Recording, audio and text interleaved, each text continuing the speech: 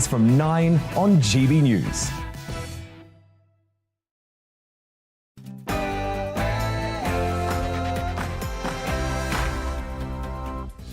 A very good morning, everybody. This is To The Point on GB News with me, Patrick Christie, on your TV, radio and online. Make sure you get in touch with your views as usual, gbviews at gbnews.uk. I'll make sure I go to those throughout the show. It really is all about you.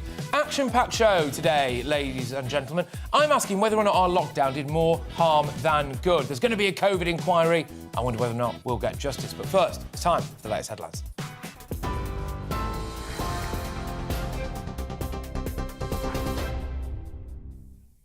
Good morning, it's 1 minute past 10. I'm Rhiannon Jones in the GB newsroom. The Prime Minister has ordered ministers to cut around 90,000 civil service jobs. He hopes the move will free up billions of pounds to ease the cost of living crisis. During a cabinet away day in Stoke-on-Trent, Boris Johnson told ministers to report back within a month on plans to return staff numbers to 2016 levels. Brexit Opportunities Minister Jacob Rees-Mogg says the cull will make government more efficient. What is being proposed is a hiring freeze. Up to 38,000 people leave the civil service every year. So over 2 to 3 years, that's how you achieve this number. And then if those jobs are essential, ministers can sign off people being moved into them so that you can continue the level of service simply with a smaller number of people. Well, responding to the plans of cutting the civil service workforce, the Shadow Secretary of State for Scotland, Ian Murray, says the government is out of touch. That is the ideas that they have to try and deal with the cost of living crisis, which is very real now and engulfing the country. Then they are out of touch and they are arrogant to the needs of the public in terms of them opening those energy bills and seeing the huge hikes, and of course opening their pay slips and seeing their tax going up, which was a decision by this Chancellor to do on the 1st of April. The DUP is set to block the election of a speaker when the new Northern Ireland Assembly convenes for the first time since the local elections. Well, for more, our Northern Ireland reporter Dougie Beattie is at Stormont for us. Dougie, what's behind this move and what's been the reaction? Well, it is government or protocol, a clear message from the DUP. The protocol has been rejected by unionists here, and the DUP are saying they cannot govern while that stays in place. We're about to find out the worth of the Irish Republic to the EU, because if there comes a trade war, if Britain breaks any protocol, former Soviet states will be asked to sanction Britain for doing exactly that. Dougie, thank you. Dougie Beattie, our Northern Ireland reporter at Stormont for us there. The Foreign Secretary says it's vital to keep putting pressure on Russia by supplying more weapons to Ukraine. The EU's announced it's providing a further £425 million worth of military support, and it hopes a deal can be reached in the coming days for an embargo on Russian oil. At the G7 summit in Germany, Liz Truss also said tougher sanctions are needed. It's very important at this time that we keep up the pressure on Vladimir Putin by supplying more weapons to Ukraine, by increasing the sanctions. G7 unity has been vital during this crisis to protect freedom and democracy, and will continue to work together to do just that. 500,000 adults are said to be waiting for social care in England. That's an increase of more than 200,000 on last year, according to the Association of Directors of Adult Social Services. It says the sector is seeing a growing shortage of workers and the problems being exacerbated by low pay. Colleen Rooney is expected to give evidence at the High Court later as part of the libel claim brought by fellow footballer's wife, Rebecca Vardy. On day 4 of what's become known as the Wagatha Christie trial, Mrs Vardy is due to finish giving her evidence. She was in the witness box for around 10 hours yesterday, several times ending up in tears. Mrs Rooney claims her former friend leaked false stories about her private life to the media in 2019, which Mrs Vardy denies. And a lemon trifle has beaten 5,000 other desserts to be named the official platinum pudding for the Queen's Jubilee celebrations. Gemma Melvin's lemon Swiss roll and amaretti trifle will become part of British royal food history, following in the footsteps of coronation chicken and Victoria sponge. Ms Melvin says her pudding's a tribute to three women: her gran, her nan, and of course, Her Majesty. This is GB News. We'll bring you more as it happens. Now, though, it's back to Patrick with To The Point.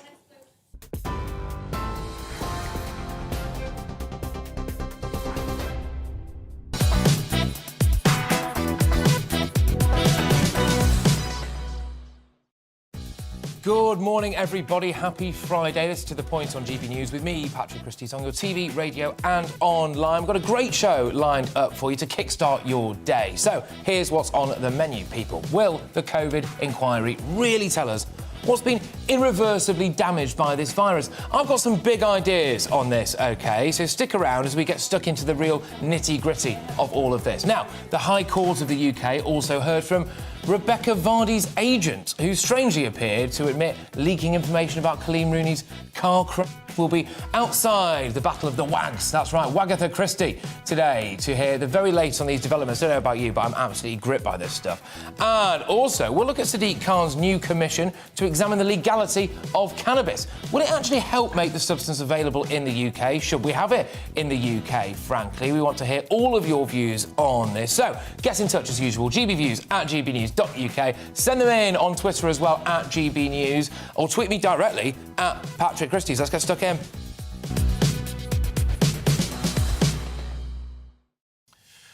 All this Partygate or Beergate stuff is just a distraction. The question shouldn't be who broke the rules, it should be were the rules actually justified? We were told we were following the science, but in reality, we were only following one version of the science, and that version was sometimes very, very wrong. The fact is, people like Chris Whitty were wrong more times than they were right, actually, and in fact, he may well have been more of a hindrance than a help. I would have no problem, personally, stripping him of his knighthood and throwing him in the tower. But anyway, in any other walk of life or profession, if you got things wrong as often as the sage boffins did, well, then you get the sack, wouldn't you? You may be wondering why I'm breaking all this back up again. Well, frankly, it's because we've got an inquiry into our COVID response, and I, for one, can't wait for people to be held to account. This inquiry, due to start in 2023, will look at the use of lockdowns and other non-pharmaceutical interventions, such as social distancing, the use of face coverings, the management of the pandemic in hospitals and care homes, the procurement and provision of equipment like personal protective equipment and ventilators, PPE, basically, support for businesses and jobs, etc. Eat out to help out, we all remember that, don't we? But, perhaps, more importantly, it's been expanded now to include the impact that Whitty & Co.'s actions actually had on our mental health and, crucially, the mental health of our children.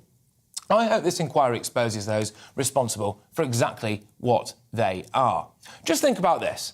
Shutting gyms in the name of public health, turning the NHS into the National COVID Service, dropping everything to focus singularly on this virus, putting millions on an NHS waiting list, creating a situation whereby more people will die as a response, in my opinion anyway, to this pandemic than from the pandemic itself.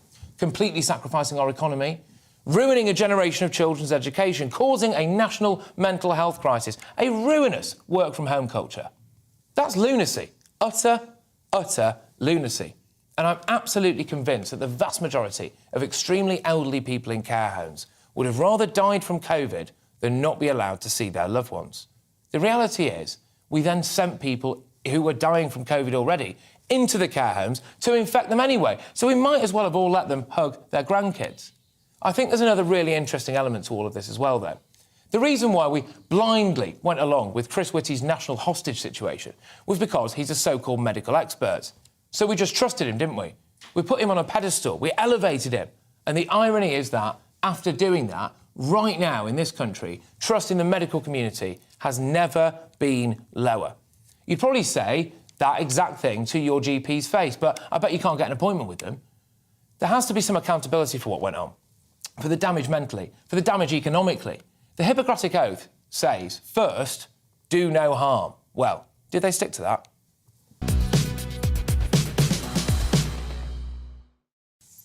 OK, all right. Hey, look, not everyone will agree with me now, but if you do get in touch, if you don't get in touch, gbviews@gbnews.uk, you can tweet us at gbnews. Let us know what you think about all that. Did the lockdown, did our response to the pandemic do more harm than good? That's what I'm really asking right now at the top of the show. And to talk to me about this in more detail, I'm delighted to be joined by two expert guests. Dr. Bob Gill, GP and Director of the Great NHS Heist, and Professor Angus Dalgleish, Professor of Oncology at St George's Hospital Medical School. Thank you both so much for joining me. Right, OK, well, look, obviously I think you both probably heard what I've said there. Dr. Bob, I'll start with you. Do you think that our response did more harm than good? I think the points you raise, there's certainly a lot of validity in what you put across. I would suggest we entered the pandemic with the NHS on its knees. We know that capacity was significantly reduced. We've had a decade of defunding. We had a staffing crisis. The government let the virus spread throughout the country, didn't really take basic public health measures, and then the reactions were often an overreaction. They weren't really led by the science. The response was heavily politicized.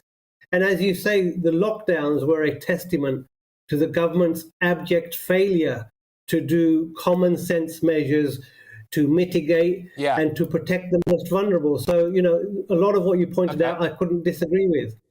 OK, all right. Well, look, Professor Angus, I'll throw it over to you. I am under no illusions that some of the things I've said there are pretty controversial, OK? And there is very much another side to it. But I've got to be honest with you, the amount Chris Whitty was wrong, I mean, I don't understand why anyone would ever listen to him again. Well, I completely agree, but let us look at the first villain of the piece. That was Neil Ferguson. I mean, this is a man who's made predictions about every single transmissible disease, and as far as I can understand, unless I'm missing something, he's got every single one wrong, catastrophically. Not just a little bit wrong, but he always veers on making the worst possible scenario. That's what he did. Chris Whitty's background is very much tainted by Ebola, which is a totally different disease from COVID. So all he did, I believe, is follow the fear factor from China. They locked down, Italy, they locked down, etc. He did not actually consult, I believe, proper scientists, because they all sang from the same hymn book, except a few of us who basically said, no, we should not lock down because of the long-term side effects that this will cause. This is a disease that's only going to kill older people and those with underlying conditions, and is not in the same league as something that goes through the population and kills a third of the people, like Ebola. Now, people like myself and Carol Sikora, we are very experienced oncologists, and we see these things coming through before. We were actually in the oncologists were the first really to see HIV develop and work out how to deal with HIV. It's because it was an infection, etc., that we see a lot. So I really do believe that they did not listen to people like us. They cannot just say it was one or two of us. Okay. There was a whole load of us, and it ended in the Great Barrington Declaration, which was an unbelievably well thought through, and I was a party to that, and we were just dismissed. You were dismissed. You were dismissed. Absolutely. We're going to come back to that. I just want to bring Dr. Bob back in. By the way, I did love that stuff about Professor Pants Down there. I mean, he was so scared of this virus and that we're all going to die, but it didn't stop him nipping off for a bit of nookie, did it? But anyway, Dr. Bob, do you think the damage to our children's mental health, right, as a result of our response to this pandemic, is going to ruin a generation of children's lives? Yeah, I think there's a big risk. There's been a massive amount of fear being perpetuated. Not socializing with your friends, not being at school, the educational damage that has been wrought onto the population. The government was ignoring its own expert panel on certain things. The vaccination committee suggested, you don't need to vaccinate the lowest risk groups, and that involved children under 16. So you do really wonder what was driving the government's decision making. Was it profits for Big Pharma? Was it the need to, through their failed policies of lockdown, to bail out hospitals and the private sector? They were squandering money as if it was going out of fashion, throwing 27 billion at an expensive and privatized Deloitte Serco test and trace system. Now, that money should have been invested back into the NHS, expanding NHS capacity, to deal with the knock-on effects of the lockdowns and the delays in diagnosis, the delays in cancer treatments, all the negative effects that this government's chaotic and catastrophic handling of the pandemic has caused. OK, all right, so now I'll lob it back over to you, Professor Angus. When you look at it all in the round, OK, so the financial damage, we've touched on the children's mental health, just the national mental health, I suppose, everything, all of it. Was it all worth it? If you had your time again, would you have any lockdown at all, Professor Angus? Well, I was one of the ones right from the very beginning saying, don't do it. It will be catastrophic. And if you did do it, just do it for 2 or 3 weeks maximum, just to take the pressure, because it was done for the NHS. It wasn't done for the population. Do not get confused with that.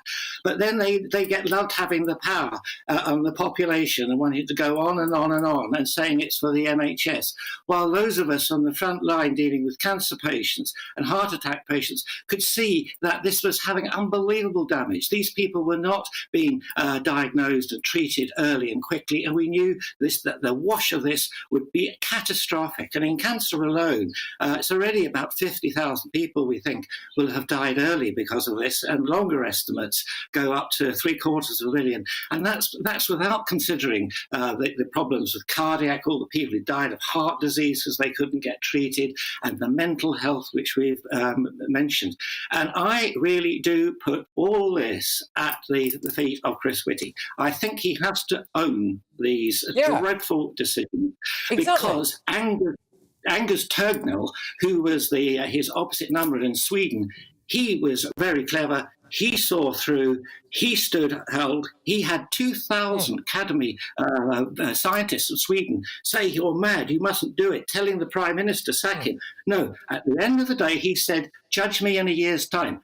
We judge him in a year's time. And not a single child in Sweden has lost a day's schooling or any of the bad effects to their lives. No, OK, I understand all that. Now, it's important for me to dip into the inbox just a little bit, because I always keep up to date with what people are saying. And I appreciate, ladies and gentlemen at home, that some things I said there about our response to this pandemic. And by the way, the reason why I'm doing it, in case you're wondering why I'm crowbarring this back into the conversation, is that there is going to be an inquiry into it. There is an inquiry into it. So that's why I'm doing it. Now, a lot of people are saying, Patrick, you're just talking out your backside here, actually, frankly. This is hindsight, isn't it? Hindsight is 2020. We can all be right after the event. Loads of you be getting in touch to say that, and that's absolutely fair enough. But, Dr. Bob, quite a few people were right at the time, frankly, weren't they? And I just wonder whether or not Chris Whitty will ever face any accountability. Do you think Chris Whitty should face some accountability? Was he too certain of himself? Was he too sure of himself? Well, there's a distinct lack of accountability. The higher up you go in government and the civil service and any sort of public institution, the higher up you go, the more protected you are. He'll probably be given a golden handshake to go away and retire early. There is no accountability. You know, the government, rather than protecting the most vulnerable and letting the rest of society get on with things, they instigated a catastrophic death within our nursing homes. Let us not forget that. We do not have the laws or the procedures for true accountability. You could argue that this administration is guilty of corporate manslaughter, but unfortunately Crown Indemnity protects our politicians, so they can do untold damage, lead to mass preventable death, and nobody does any prison time. That is the problem with our system. OK, well, look, Dr Bob, thank you very, very much. I was Dr Bob Gill, GP and Director of the Great NHS Heist, and Professor Angus Dalgleish, Professor of Oncology at St George's Hospital Medical School. Thank you both for kickstarting our show there. Right, OK, people, after the break, is it possible to make a meal for under 30p? You know, Lee Atterson said that potentially you could do it. I actually back him. I think it's right. I think, you know, what's it? Teach a man to fish, he'll be able to feed himself for the rest of his life. Absolutely. I'll be joined by a chef who is an expert in cooking on a budget. Don't you dare go anywhere. Good morning, Alex Deacon here with your latest weather update. A fine day out there today for the vast majority, a bit warmer than yesterday. A bit breezy in places and actually quite windy in northern Scotland where there will be showers.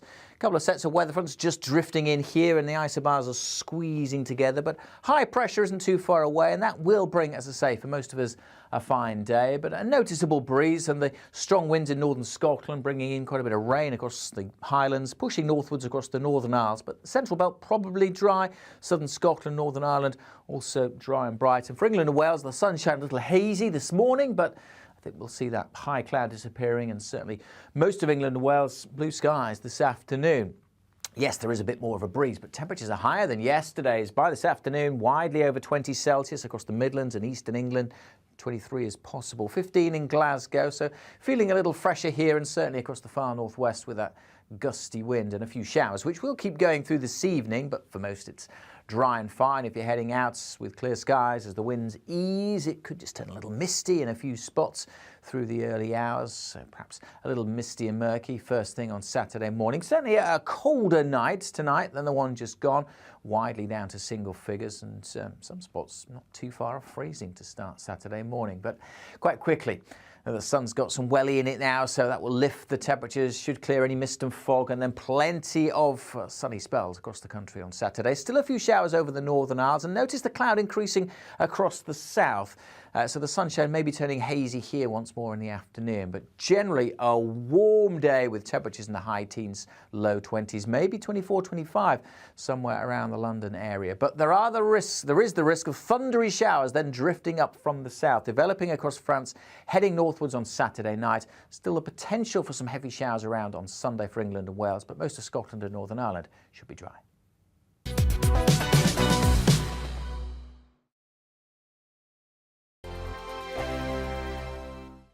Every morning from 6 o'clock, we'll wake you up with GB News Breakfast with all the stories you didn't know from the night before. So whether it's serious news, entertainment, or your own views from all over our great nation, we're here to kick off your day with a smile. The national media should be reflecting and reporting what's happening here. You will notice the northwestern accents. Whether you're with us on TV, radio, or online, every morning, it's breakfast from 6 a.m. Hope you can join us. On radio, they call it the drive time slot, 4 p.m. until 6 p.m. as listeners head home. It's that part of the schedule when the dust of the day's events begin to clarify, and we try to make sense of it for you. Brazier is drive time for radio and TV. It's fast, it's punchy, it's opinionated, there's a Brazier angle and a little bit of levity. That's the question. That's two questions, actually. That's Brazier, Monday to Thursday, 4 till 6 on GB News. Hello, I'm Michelle Dewberry and you can join me every weekday 6 till 7 on Jubes and Kerr. Me and my panel will get stuck right into the day's events, and I can tell you, in fact, I can warn you, expect some robust debate, some strong opinions and perspectives from both sides of the fence. It's about you at home as well. I love to read out all of your comments, or at least as many as I can. So join me, Michelle Dewberry, Monday to Friday, 6 till 7 on Jubes and Kerr. I'm Dan Wootton. Join me Monday to Thursday from 9 to 11 for the feistiest and most fun news debate on TV, where free speech reigns. I'll bring you a sharp take on the day's biggest stories, bombshell newsmaker interviews, and A-list guests. And I guarantee you, no spin, no bias, no censorship, and no reason to go to bed. That's Dan Wootton Tonight, Monday to Thursdays from 9 on GB News.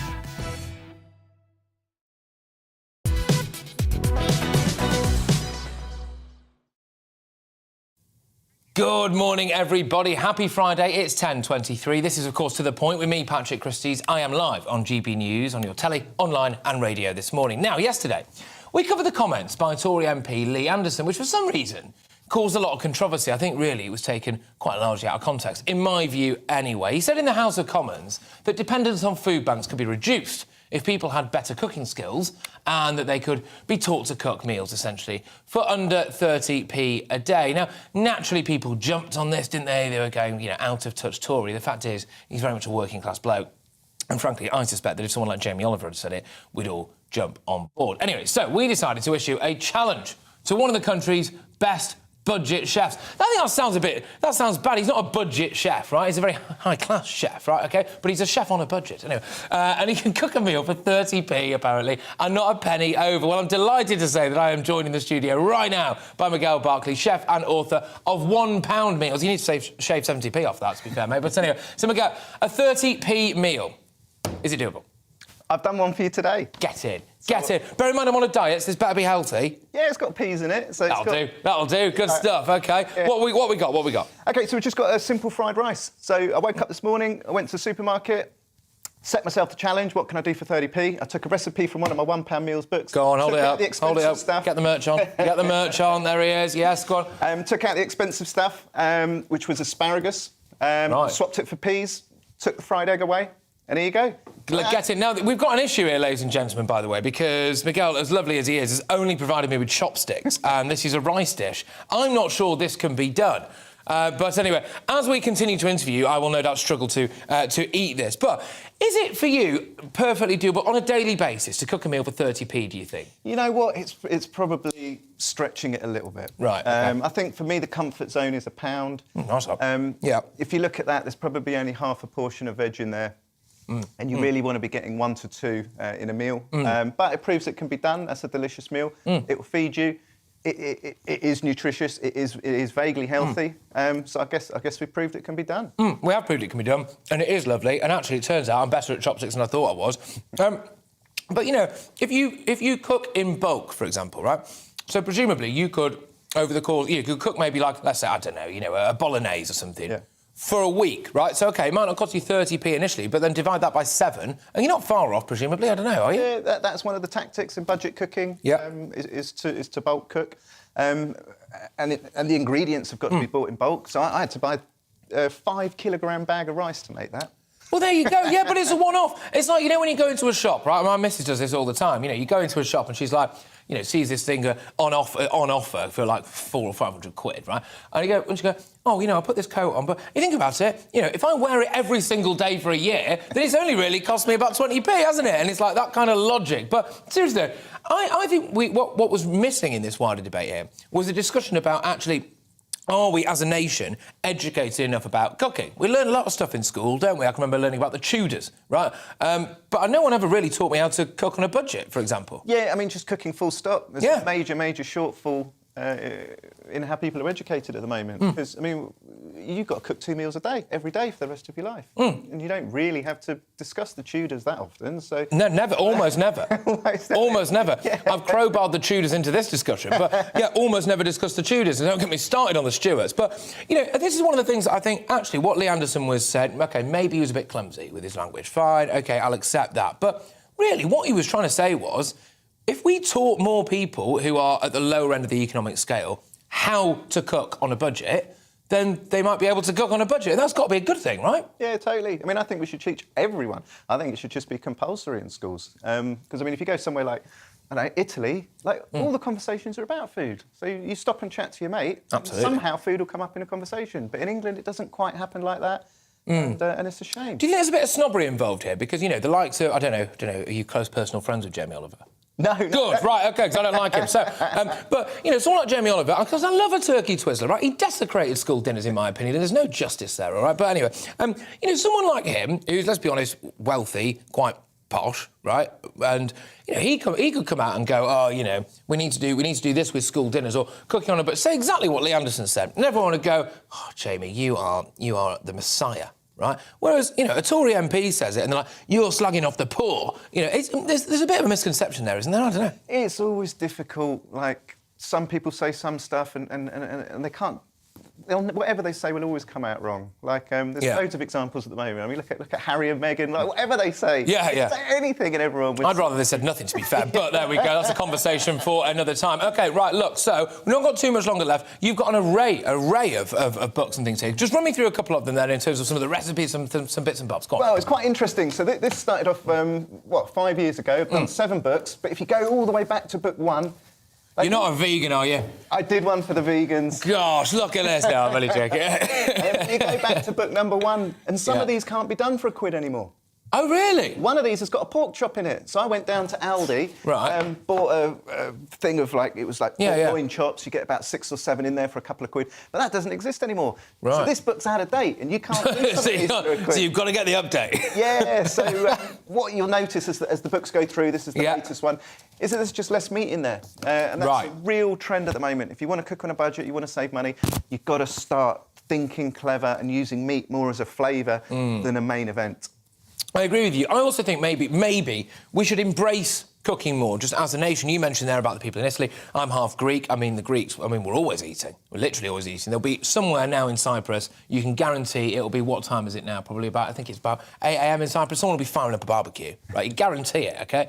But here, I think we're a bit lazy. Oh, I hate to say it. Sometimes a bit lazy. We're a lot less passionate about our food, aren't we? Get a ready meal, slap it in the microwave, bish, bash, bosh. Whereas people make cooking an event normally, don't they? Yeah, passion, the word passion really sort of hits it on the head. It sort of fizzled out. Like, in the old days, you'd sort of have your family roast on a Sunday. Excuse me. And there was a lot of passion about that, and people get really het up, like, should you have Yorkshire puddings with a chicken roast? And Always, stuff like that. always Yorkshire. And it's good to sort of spark that passion in people. Absolutely. Well, you certainly sparked a passion in me. Well, that sounds a bit dodgy, doesn't it? But anyway, don't go to HR. Miguel, thank you very, very much. Great to have you on the show. I have to come back. And thank you so much for cooking me this delicious... It's got a bit of a kick to it. You put chilli in it. Yeah, it's got chilli oil, yeah. Great. Right, OK. Well, there we go. That would explain that. Anyway, Miguel Barclay, thank you very, very much. Chef and author of £1 Meals. Great to have you on the show. And, of course, we were doing that, ladies and gentlemen, weren't we? Because of Lee Anderson's comments, basically saying, look, if we don't just open food banks and give people the food, but we also teach them how to cook on a budget, that's better for them. And I think, frankly, that's true. So I can't really get why people kicked off party yesterday. But anyway, there we go. After the break, the Mayor of London, Sadiq Khan, everybody's favourite mayor, is in the United States currently visiting cannabis farms. Yep, that's right. It's a little bit like Liz Truss's pork farms, isn't it? But there we go. Why, you may ask? Well, stay tuned to find out. But before that, here's the headlines.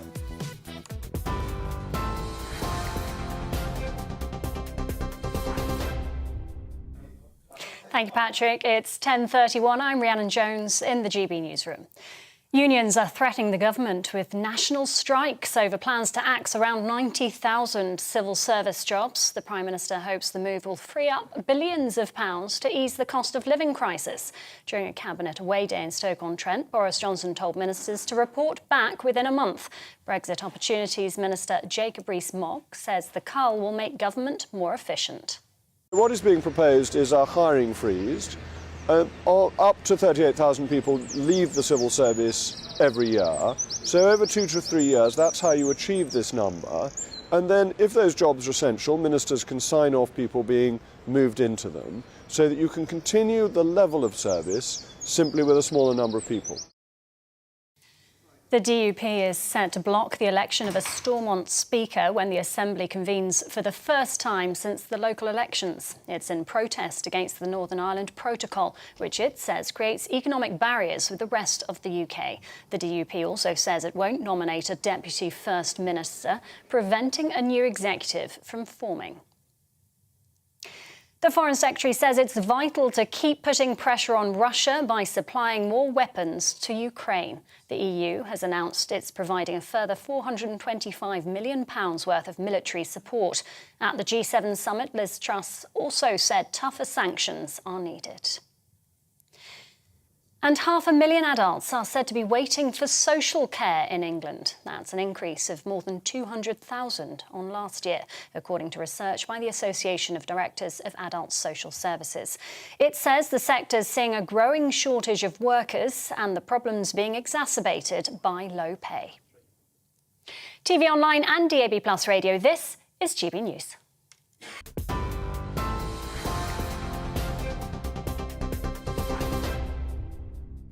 Direct Bullion sponsors the Finance Report on GB News for gold and silver investment. Here's a quick snapshot of today's markets. The pound is 1.22 to the dollar, the pound is 1.17 to the euro, and the price of gold currently stands at £1,493.53 per ounce. Direct Bullion sponsors the Finance Report on GB News, investments that matter. Every morning from 6 o'clock, we'll wake you up with GB News Breakfast with all the stories you didn't know from the night before. So whether it's serious news, entertainment, or your own views from all over our great nation, we're here to kick off your day with a smile. The national media should be reflecting and reporting what's happening here. You will notice the northwestern accents. Whether you're with us on TV, radio, or online, every morning, it's breakfast from 6 a.m. Hope you can join us. On radio, they call it the drive time slot, 4 p.m. until 6 p.m. as listeners head home. It's that part of the schedule when the dust of the day's events begin to clarify, and we try to make sense of it for you. Brazier is drive time for radio and TV. It's fast, it's punchy, it's opinionated, there's a Brazier angle, and a little bit of levity. That's the question. That's two questions, actually. That's Brazier, Monday to Thursday, 4 till 6 on GB News. Hello, I'm Michelle Dewberry, and you can join me every weekday 6 till 7 on Jubes and Kerr. Me and my panel will get stuck right into the day's events, and I can tell you, in fact, I can warn you, expect some robust debates, some strong opinions and perspectives from both sides of the fence. It's about you at home as well. I love to read out all of your comments, or at least as many as I can. So join me, Michelle Dewberry, Monday to Friday, 6 till 7 on Jubes and Kerr. I'm Dan Wootton. Join me Monday to Thursday from 9 to 11 for the feistiest and most fun news debate on TV, where free speech reigns. I'll bring you a sharp take on the day's biggest stories, bombshell newsmaker interviews, and A-list guests. And I guarantee you, no spin, no bias, no censorship, and no reason to go to bed. That's Dan Wootton tonight, Monday to Thursdays from 9 on GB News.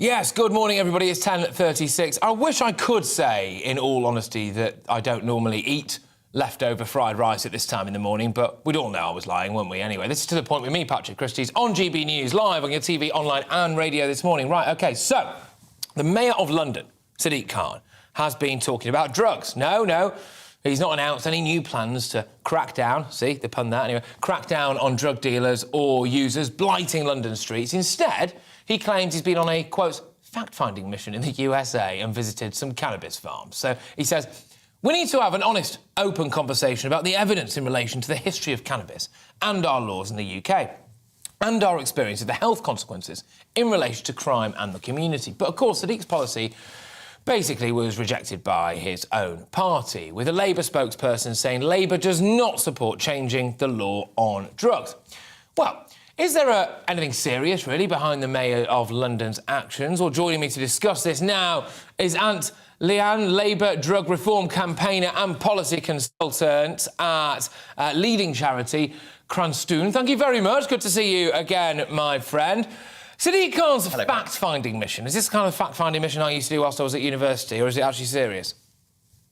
I think it's quite serious. I think this is sort of fairly common ground. A few years ago, 3 MPs were taken to Canada to look at a regulated market. I think it gives a really good sense of actually how these markets are operating and what the benefits of, or potential benefits of legalization are. I think Sadiq Khan is obviously very aware that he doesn't have the powers to legalize cannabis, but I think it's very symbolic that he's talking about legalizing.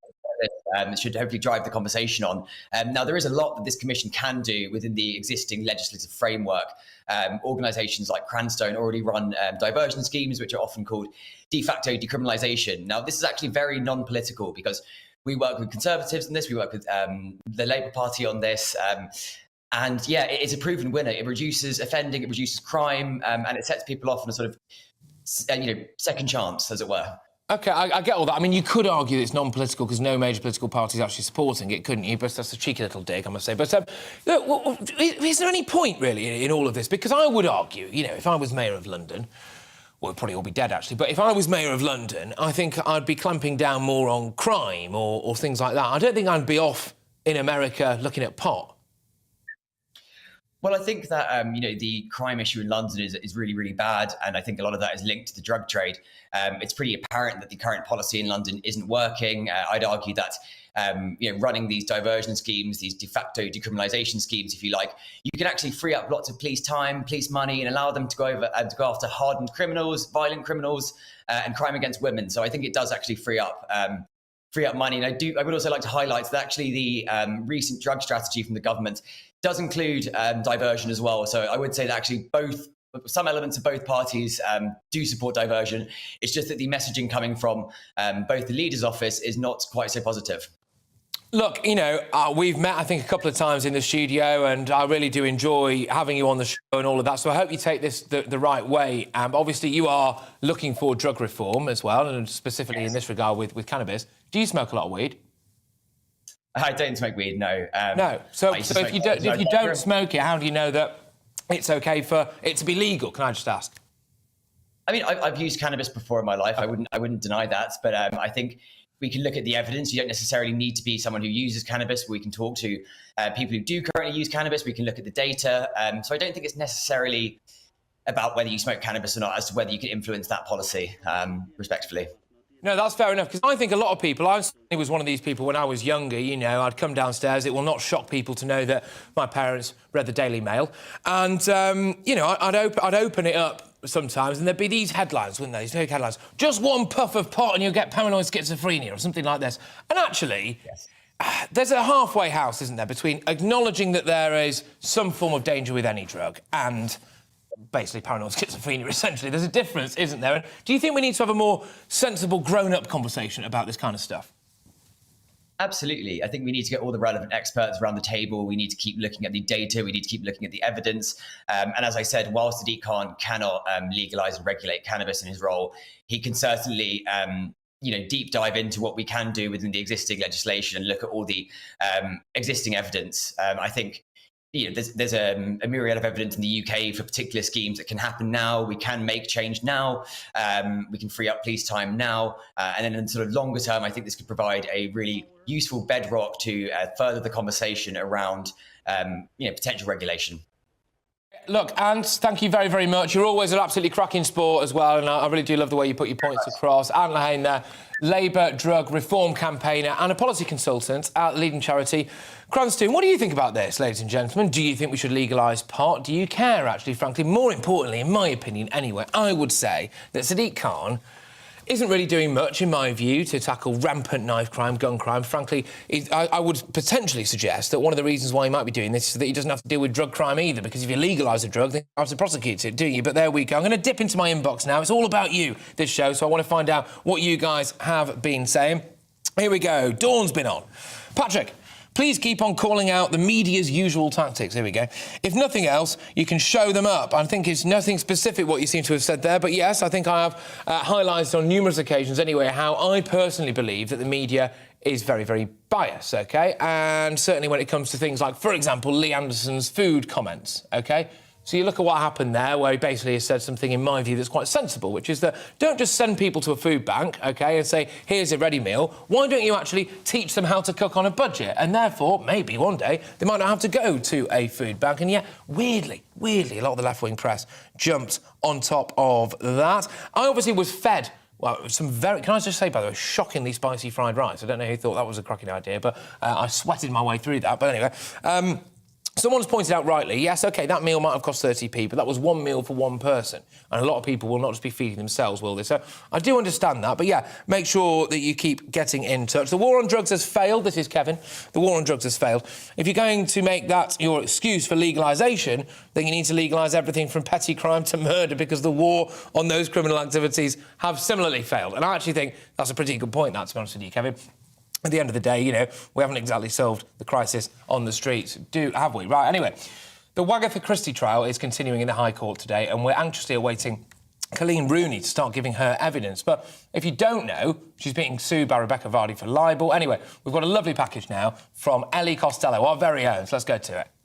Well, yesterday was the last day of cross-examination of Rebecca Vardy by David Sherborne, who is Colleen Rooney's lawyer. And it was established that Caroline Watt, her agent, did previously leak information from Colleen Rooney's private Instagram story. Now, this concerns Mrs. Rooney posting a photo of a car crash that she had in January 2019. And WhatsApps were read out in court of Mrs. Vardy and Miss Watt discussing this crash and talking about who was driving. Mrs. Vardy saying she defo was. Well, 2 days later, that story did make its way into the Sun newspaper, and it's the story that led Colleen Rooney to announcing on her Twitter that she knew that someone close to her was betraying her. Caroline Watt then messaged Rebecca Vardy in a WhatsApp saying she thinks it's a close friend, but it's me.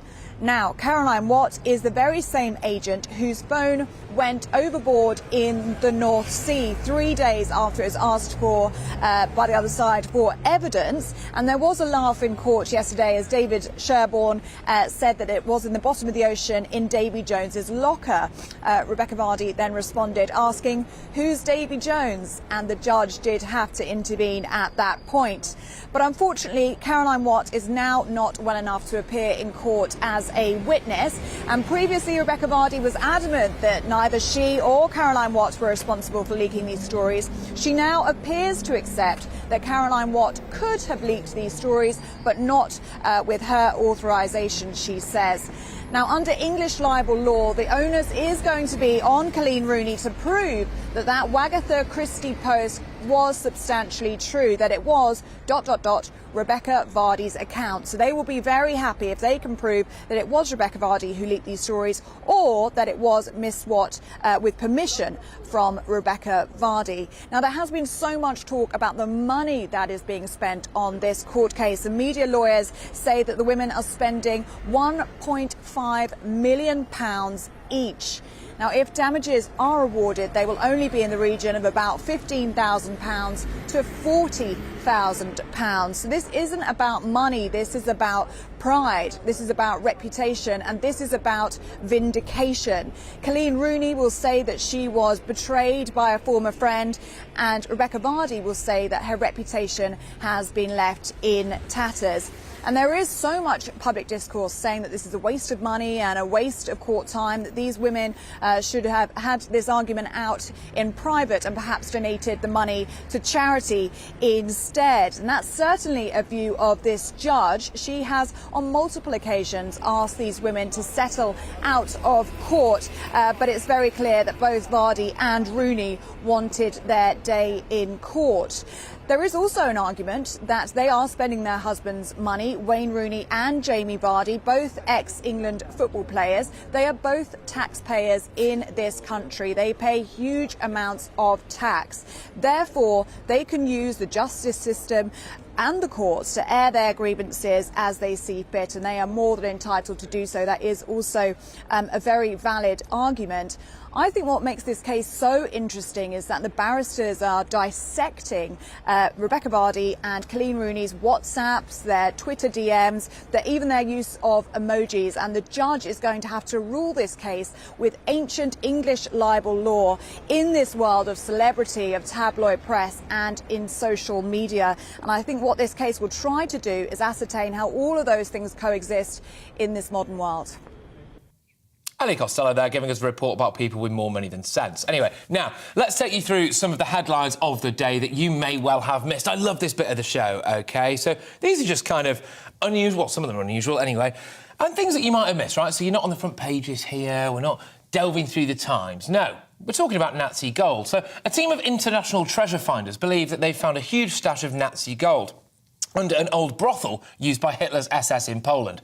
A collection of words there that I never thought I would ever say live on TV. But anyway, 10 feet below ground level, they found a mysterious metal canister thought to contain the so-called gold of Breslau, which last went missing in the 1940s from a police station, apparently, in Poland. So, after being stolen by the head of the SS, Heinrich Himmler, let's be honest, not the worst thing he's done, but anyway, the team who found it at the Silesian Bridge, apparently, Silesian Bridge Foundation, anyway, they said that they used secret documents, maps, diaries, letters and tip-offs from SS members' descendants to locate this stash believed to include gold, treasures and priceless old masters' paintings. One thing I don't quite understand about this story, right, is that they found this vault, or whatever you want to call it, an alleged stash, at least a canister, ages ago, like about a week ago. Crack it open, be done with it. I'd be jumping up and down. I wouldn't be able to just let it sit there, would I? But anyway, there we go. Interesting stuff this though, because people actually have spent years trying to find these kind of mysterious stashes of loot, as it were. But anyway, we may well have now actually found it. But just moving on from that, Lyon defender Marcelo was dropped from the main team to the reserve squad last year due to, quote, inappropriate behaviour in the locker rooms. We've all been there. Well, it's just been reported that the behaviour in question apparently was his cutting of massive farts persistently around the locker rooms, apparently, and cracking jokes about it after games. So basically, farting too much around his teammates. This is according to L'Equipe, which is a French sports magazine of mass repute, it must be said. Anyway, Lyon considered the defenders' air pollution too much to handle, taking the decision to axe the players' immature behaviour after consultation with the team's director and manager. Surely this is the kind of thing that could have been sorted in an HR meeting. Marcelo, can you stop farting, please? Yes, job done. Anyway, taking to Instagram, Marcelo insists that the reports are, quote, lies, which is important to say, but it would be good if it was true. Anyway, a new study has revealed that migrating turtles don't really know where they are actually going. It's not a shock, this, is it? I'm sorry, but this shouldn't really be news. Surely we all know, no one ever really thought, did they actually really thought that these things knew where they were going? But anyway, mapping the movements of hawksbill turtles as they swam across the Indian Ocean, scientists found that the turtles often swam in circles when migrating short distances, a bit like me trying to walk home from the pub. One even swam over 1,300 kilometres to reach an island that was originally just 175 kilometres away. Again, like me trying to get home from the pub. Anyway, the scientists, therefore, suggested that turtles' navigational skills are actually relatively crude in the open ocean. You know what? I think I'm just going to contradict myself now, because now I think about it, I actually thought that the turtles always went back to lay their eggs on the same beach that they were born. I'm pretty sure David Attenborough's told me that, to be fair, although he's getting on a bit. Maybe he doesn't know what he's talking about anymore. But anyway, now, if you haven't seen our own Nigel Farage, I mean, of course we have, of course we are. Nigel's doing incredibly well at the minute, by the way. You make sure you need to check out his show. But if you haven't seen, anyway, our own Nigel Farage went up to Hull this week to host his live show, which is kind of what we're all about, actually, really, here at GB News, isn't it? A bit of representation, chatting to you, going out there, getting involved with your communities, not just standing in Westminster and telling you what you should think in your communities. But anyway, while up north, he was caught speechless, right, for the first time in his career. We all know Nigel. He's a cracking lad, but, you know, very rarely is speechless. Anyway, and if you're wondering why, you can see it now. Let's have a look at this. Julie, hello. Hiya. Hi. I want to ask you, how many people do you know that have got a tattoo on the body of you? There was one that I met, and she had one on the arm, and that's the only one I'm aware of. Well, I've got one. Do you want to see it? Don't look, anybody, for goodness sake.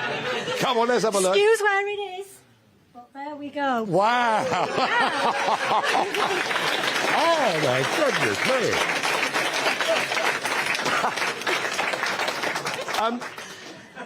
It's not often, Julie, that I'm lost for words or go red. Is that real? This is insane. So, in case you are listening on radio, I don't really know how to describe it to you, other than there's a lady with a massive picture of Nigel Farage's face tattooed onto her leg. You've got to feel a bit sorry for her husband, haven't you? Anyway, Tesco Mobile has had their food pun and campaign banned, apparently, by the Advertising Standards Authority on the basis that they were likely to cause serious and widespread offence. So the company, right, were trying to use food puns to replace swear words when talking about the cost of living. So, well, here are the adverts. Anyway, the first says, they're taking the pistachio. OK, fine. That's got to be all right, surely. Unless you're allergic to nuts. The second says, well, I've got to be... this is how I get sacked, isn't it? This is how I get sacked. For fettuccine's sake. I don't even know what fettuccine is. What is it? Is it cheese? Pasta, there you go. OK, I'm an idiot. Anyway, the third... What? Now, hang on a minute. This is... I'm going to get hauled... Yeah, I'm going to get hauled into a meeting after this. What a load of shiitake, which is a mushroom, OK? So I think that's all right. I'm worried that if we start banning all of these things, it sucks the life out of stuff, doesn't it? You've got to be able to have a laugh. My favourite advert of all time is the John Smith's Top Bombing, I think, with Peter Kay. That was just... Or Avid as well, Peter Kay. Absolute legend. OK, so we've got time for, I think, one or two more little stories, isn't there? But I just want to get stuck into this right now, because I'm raising money, right, using the website Just Giving. So if you could donate, it would mean the absolute world to me. We've managed to raise, get this, £9,000 already. Well, you have, you lovely, lovely people. We topped 9K yesterday. Bear in mind that this time yesterday we were on £7,500, right? So it's justgiving.com/fundraising/challenge Christie's. Now, bit of context here, ladies and gentlemen. It's for mental health. We've got a mental health crisis in this country.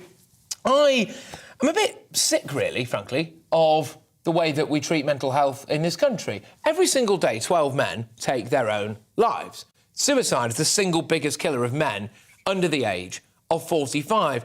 And I understand, obviously, it's not just all about men, of course not, but male mental health is an absolutely massive, massive problem. And so we've got a friend of the show called Nathan Dunn, who I will actually be speaking to later tonight on my other show, Friday Night Feast, 7 till 9. He's walking barefoot from John O'Groats to Land's End, and he's going to set a world record while he does it. He's raising money, of course, that mental health charity. I thought, you know what, I'll get on board. So what I've said I'll do is lose 1.5 stone in 2 months. So I've now only got 3 weeks left, and I've got about 0.5 stone to lose, so just about on track. And at the end of it, I will perform live on stage with the Dream Boys, male strippers. Yes, that's right, OK? And I'll tell you when we come back after the news, by the way, but the date for that has just been confirmed. And, yes, you can buy tickets if you want. But please, please, please, please, please do, if you can, I'm rattling the can here, people, if you can, please just put your hand in your pocket, just a few quid. Anything will do, anything will do. justgiving.com/fundraising/Challenge Christie's. Do you reckon we can get to 9.5 grand today, people? Please, please, please. Give generously if you can. Keep all your thoughts coming into us, though. GBViews at gbnews.uk. We'll be back very, very shortly talking, get this, about the plight and pain of British farmers. So don't go anywhere. Hello again, I'm Aidan McGivern from the Met Office. Bright and warm day for southern parts of the UK, but windy further north with rain for some, mostly the far north and northwest because of these weather fronts that are crossing the north of Scotland. And tightly packed isobars the further north you are means that it will be a blustery day with wind gusts approaching gale force for the north of Scotland, where there will be spells of rain for the Northern Isles, the north and northwest of the mainland. Showery outbreaks elsewhere across western Scotland, damp over the hills of northwest England as well. A lot of cloud for Scotland, northern England, parts of Northern Ireland, but brighter skies further south, and as a result, temperatures up to the high teens, perhaps 23 in London, more like 16, 17 for northern England, and mid to low teens further north again. Now, the spells of rain begin to ease overnight, but it will stay damp for the north and west of Scotland. Clear spells elsewhere, a few fog patches forming. Temperatures dipping away, actually, down to around 2 Celsius in some sheltered parts of central and northern England, as well as southern Scotland. Otherwise, 7 to 9 Celsius typically as we start off Saturday. A bright start to Saturday, some patchy cloud in the west and the far north. The rain in the north of Scotland, though, easing through the day so that most places end up brighter, with lengthy spells of sunshine by the afternoon and increasingly warm. I think, by and large, mid to high teens for Scotland, Northern Ireland, Northern England, but for central and southeast England, 20 to 24 Celsius possible on Saturday afternoon. Nevertheless, with the increased warmth, we're going to see an increased threat of showers starting to push up from the southwest and then developing widely across southern parts of the UK during Saturday night. Perhaps even some thunderstorms, some intense rain in places. Further showers or thunderstorms on Sunday as well as Monday, turning warmer by Tuesday. Where would you like to go? Just take me to the studio, please, Matt. You know where you're going. I've got a show to do. Friday Night Feast on GB News, 7 p.m. And it's like nothing you've ever seen before. We take a different angle on the week's biggest news stories. The viewers and listeners set me some absolutely mad challenges to do. We tried to rehome a rescue dog. And yes, there's some other wacky stuff in there as well. I feel like I could take on the world. Well, that's that. Friday Night Feast with me, Patrick Christie, every Friday, 7 till 9 p.m. on GB News. Be there.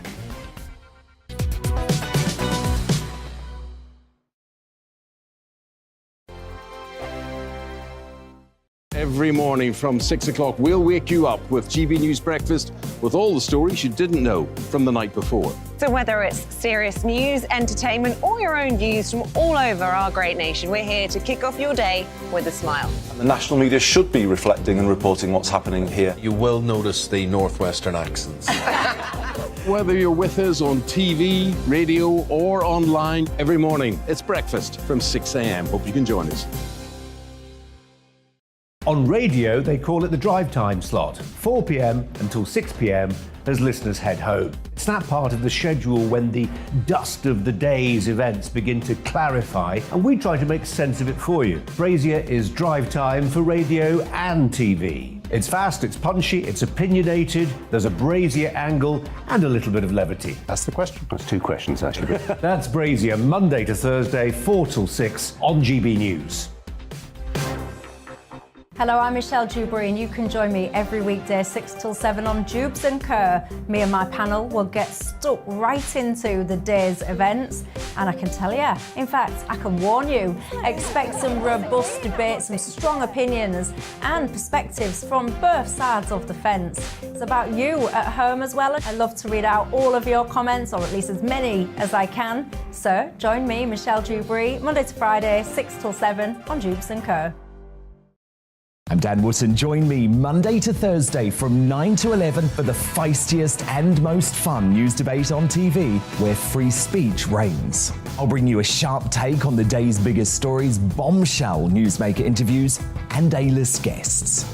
And I guarantee you, no spin, no bias, no censorship, and no reason to go to bed. That's Dan Wootton tonight, Monday to Thursdays from 9 on GB News.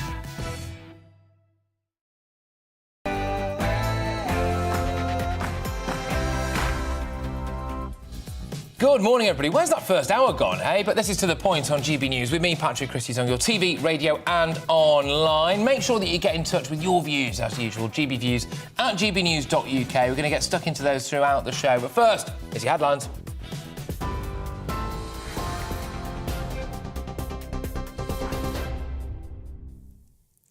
Good morning. It's 11 o'clock. I'm Rhiannon Jones in the GB newsroom. Unions are threatening national strikes over government plans to axe around 90,000 civil service jobs. The Prime Minister wants to free up billions of pounds to ease the cost of living crisis through tax cuts. During a cabinet weigh-day in Stoke-on-Trent, Boris Johnson told ministers to report back within a month on plans to return staff numbers to 2016 levels. Brexit Opportunities Minister Jacob Rees-Mogg says the cull will make the government more efficient. What is being proposed is a hiring freeze. Up to 38,000 people leave the civil service every year. So over 2 to 3 years, that's how you achieve this number. And then if those jobs are essential, ministers can sign off people being moved into them so that you can continue the level of service simply with a smaller number of people. Well, Labour's condemned the plans. Shadow Scotland Secretary Ian Murray says cutting the workforce isn't the answer to the cost of living crisis.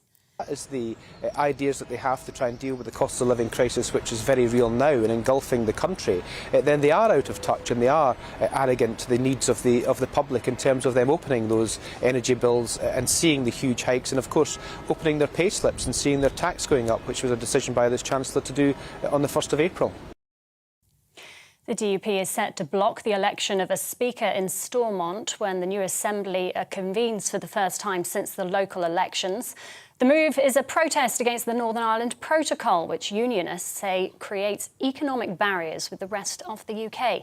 The party also says it won't nominate a Deputy First Minister, preventing a new executive from forming. Sinn Féin is accusing the DUP of holding the public to ransom over Brexit. The Foreign Secretary says it's vital to keep putting pressure on Russia by supplying more weapons to Ukraine. The EU has announced it's providing a further £425 million worth of military support, and it hopes a deal can be reached in the coming days for an embargo on Russian oil. At the G7 summit in Germany, Liz Truss also said tougher sanctions are needed. It's very important at this time that we keep up the pressure on Vladimir Putin by supplying more weapons to Ukraine, by increasing the sanctions. G7 unity has been vital during this crisis to protect freedom and democracy, and will continue to work together to do just that. 500,000 adults are said to be waiting for social care in England. That's an increase of more than 200,000 on last year, according to the Association of Directors of Adult Social Services. It says the sector's seeing a growing shortage of workers and the problems being exacerbated by low pay. Diesel prices have soared to a new record high. That's despite the cut in fuel duty. Government data shows the average cost of a litre of fuel this week was 178.4 pence, whilst analysis has found a typical 55-litre family diesel car to be around £26 more expensive than it was a year ago. That's due to a 48 pence rise in the price to the average litre. Colleen Rooney is expected to give evidence at the High Court later as part of the libel claim brought by fellow footballer's wife, Rebecca Vardy. On day 4 of what's become known as the Wagatha Christie trial, Mrs Vardy is due to finish giving her evidence. She was in the witness box for around 10 hours yesterday, several times ending up in tears. Mrs Rooney claims her former friend leaked false stories about her private life to the media in 2019, which Mrs Vardy denies. The Queen has arrived for day 2 of the Royal Windsor Horse Show. The event features more than 500 horses and 1,000 performers and takes place in the grounds of Windsor Castle. The horse show's been a favourite of Her Majesty's. She's attended every year since it started in 1943. It's the first major event in the Queen's Platinum Jubilee festivities, celebrating her 70-year reign.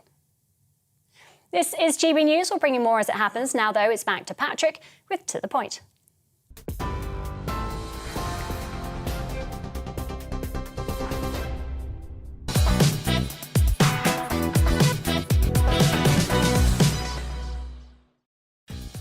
Good morning, everybody. This is To The Point on GB News with me, Patrick Christie, on your TV, radio and online. We've got a great show lined up for you in our final hour, so here's what's on the menu. Now, the evidence of Russia committing war crimes in Ukraine is basically overwhelming now. After CCTV footage revealed Russian soldiers shooting dead unarmed civilians. Will this finally bring real action from the UN, or will Putin and his cronies continue their reign of terror? Is the government really doing enough to support British agriculture? I'll be speaking to a farmer to get the real facts and just see just how little is being done to safeguard this fundamentally vital industry. Really big stuff, that, actually. I know that sometimes the agricultural industry can seem a bit dull, but it really isn't. It massively matters, and we'll get stuck right into it. Anyway, finally, we look at the important question. Is marriage bad for your mental health? Yes, that's right. That's what a survey claims, and I'm sure quite a few couples across the UK will agree. But please get in touch with your stories on this, and by that, presumably, we mean the reasons why you got divorced. Anyway, right, OK, GBViews at gbnews.uk. You can also use our Twitter at GBNews, or, in your case, probably go to a solicitor. Let's do it.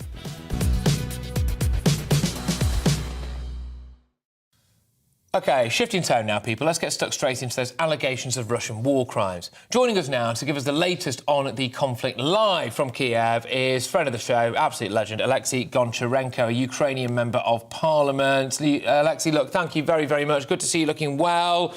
So this latest footage is part of a long list now, a catalogue of pictures and videos appearing to show Russian war crimes. Surely no one can deny this anymore, can they? Yeah, absolutely. Finally, we have a trial against one of Russian soldiers. Also, yesterday, decision of the United Nations Human Rights Council, which is saying that these war crimes should be investigated.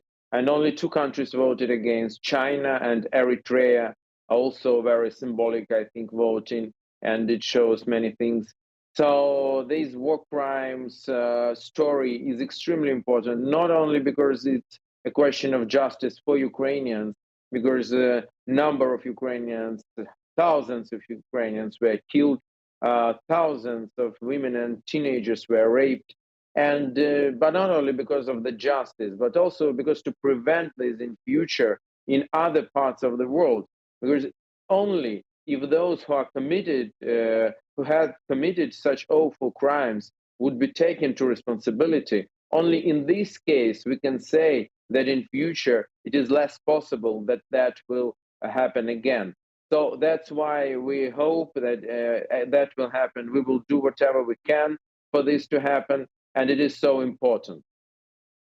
The latest footage, for those of you that haven't seen it, it's pretty obvious why we're not showing it, OK? I mean, it's graphic stuff, right? But just shows 2 civilians, unarmed as far as we can tell anyway, being shot in the back by Russian soldiers.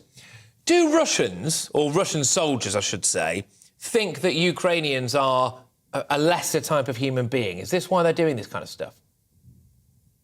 Absolutely. It's hard to explain how it could happen. Yeah, everybody could find it on the internet, on my social media, on anywhere. These awful pictures of just killing, absolutely cold blood, killing of people in the back, shooting in the back to absolutely not armed civilians. I think that is a question of, first of all, Russian soldiers also, they rob a lot of, and also this is a question of, that they are behaving like a barbarians, like a real invasion from the east, like it was 1,000 years ago, like Genghis Khan. There's a big army, Orda, were coming from the east and destroying everything on their way, killing, raping, robbing, and everything else. Unfortunately, it looks like this again, and it shows us that the whole Russian society is ill. It's not just a question about Vladimir Putin, who is absolutely tyrann and a killer, aggressor, butcher, and he should be accountable for this. But thousands of Russian soldiers and millions of Russians who still support Putin, that is the problem. And our aim is to stop this war machine. Yeah, absolutely. And, excuse me, sorry. Just to kind of drill down, you talked about accountability there. I'm just looking to read this name now. It's a bit difficult for me to pronounce. Vadim Shishmarin, I think he's called. Anyway, so he's a Russian soldier, OK, or he was, certainly, before you captured him, and he's going to go on trial for war crimes. He's accused of murdering a 62-year-old civilian, basically, in cold blood. Just describe to me how you feel when you see somebody like this. Does it feel good to get them and to get them on the stand and to give them a dose of accountability, or is it just hate? Certainly it is like a mixture. Definitely, I'm furious, and the whole nation is furious with what Russians did in our territory, with our people, with our children, with our women. But also, again, I feel as a human being that it is very important for the world to know that all those who committed this would be responsible. They will pay for this. That is very important. And that's why I hope that this trial will be effective. But also we have a big problem that in Mariupol, Azovstal, there are hundreds of Ukrainian soldiers, many of them wounded.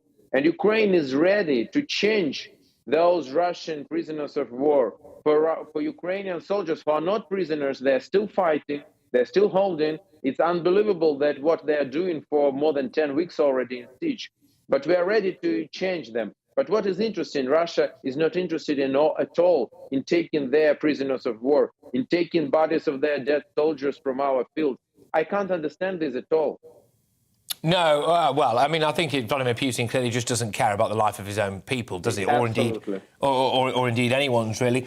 Just quickly, if it's all right, I know you're a bit pressed for time, I understand that, but the news today, anyway, is about potentially Finland really trying to join NATO as quickly as possible. Putin saying, basically, this means war almost.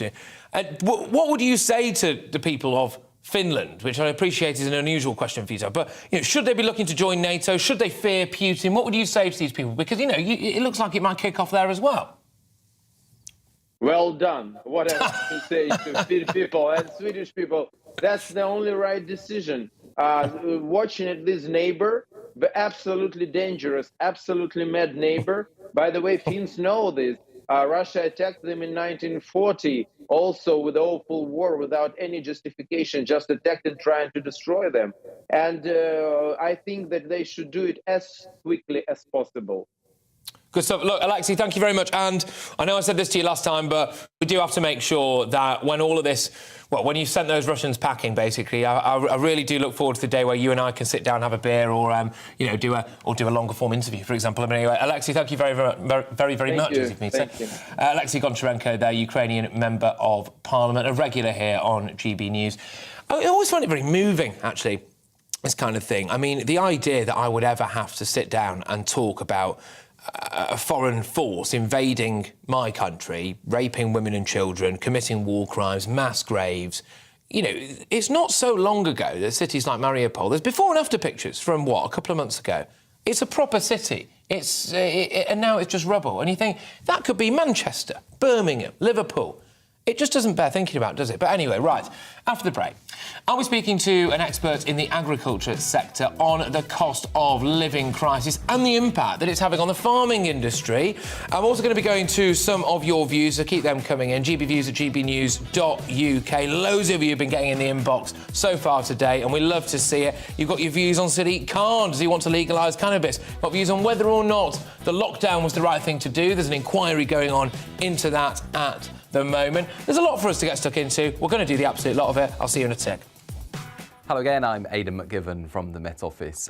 Bright and warm day for southern parts of the UK, but windy further north with rain for some, mostly the far north and northwest because of these weather fronts that are crossing the north of Scotland. And tightly packed isobars the further north you are means that it will be a blustery day with wind gusts approaching gale force for the north of Scotland, where there will be spells of rain for the Northern Isles, the north and northwest of the mainland.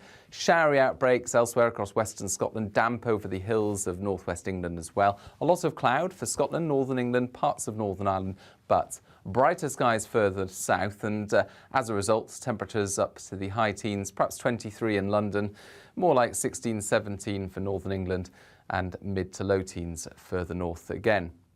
Now, the spells of rain begin to ease overnight, but it will stay damp for the north and west of Scotland. Clear spells elsewhere, a few fog patches forming. Temperatures dipping away, actually, down to around 2 Celsius in some sheltered parts of central and northern England, as well as southern Scotland. Otherwise, 7 to 9 Celsius typically as we start off Saturday. A bright start to Saturday, some patchy cloud in the west and the far north. The rain in the north of Scotland, though, easing through the day so that most places end up brighter, with lengthy spells of sunshine by the afternoon and increasingly warm. I think by and large mid to high teens for Scotland, Northern Ireland, Northern England, but for central and southeast England 20 to 24 Celsius possible on Saturday afternoon. Nevertheless, with the increased warmth, we're going to see an increased threat of showers starting to push up from the southwest and then developing widely across southern parts of the UK during Saturday night. Perhaps even some thunderstorms, some intense rain in places. Further showers or thunderstorms on Sunday as well as Monday, turning warmer by Tuesday.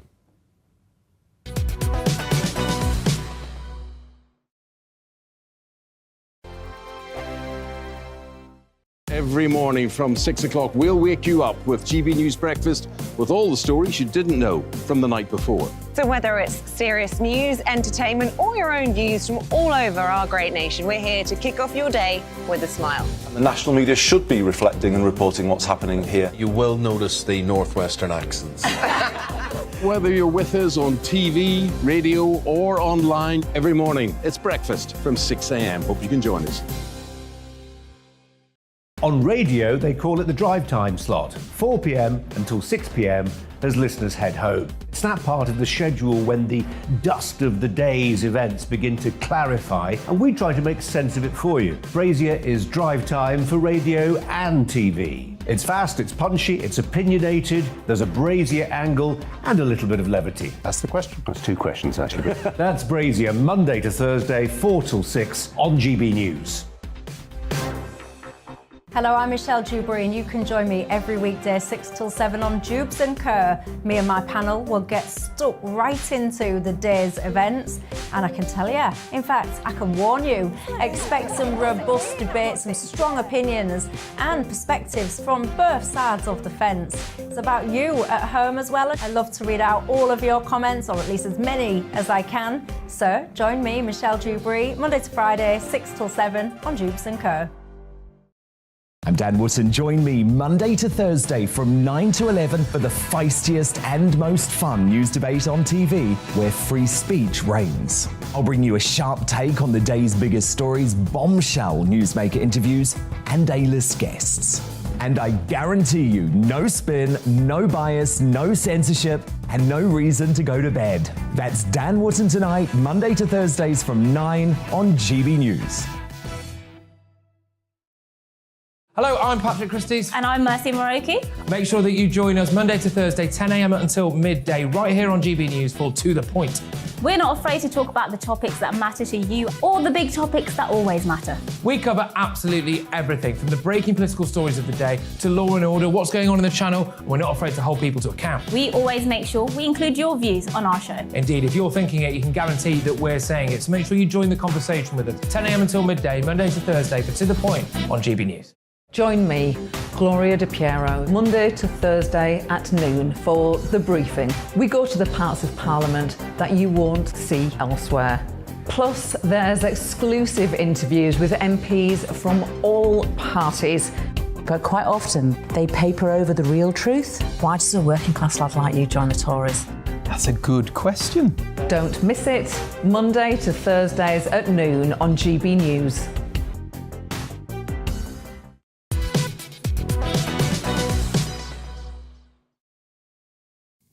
Yeah, morning everybody. It's about to go 11:20. This is To The Point with me, Patrick Christie, on GB News, live on your TV, online and radio. You already know the drill, don't you? Anyway, we talk a lot about the rising cost of food here on GB News, but apparently we aren't focusing enough on those that grow the food that we actually eat.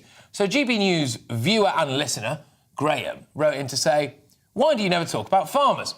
And how we need to grow our own fruit and veg. I don't understand why are we sending our lamb and beef to the EU and getting their stuff sent here. It seems like nobody, not even the government, wants to back our farmers and our food industry. And I thought, you know what, Graham, that's a cracking point. And I need to learn a bit more about this side of things, OK? So I'm glad to be joined now by Peter Stevenson, Chief Policy Advisor at Compassion in World Farming. Thank you so much. Really great to have you on the show.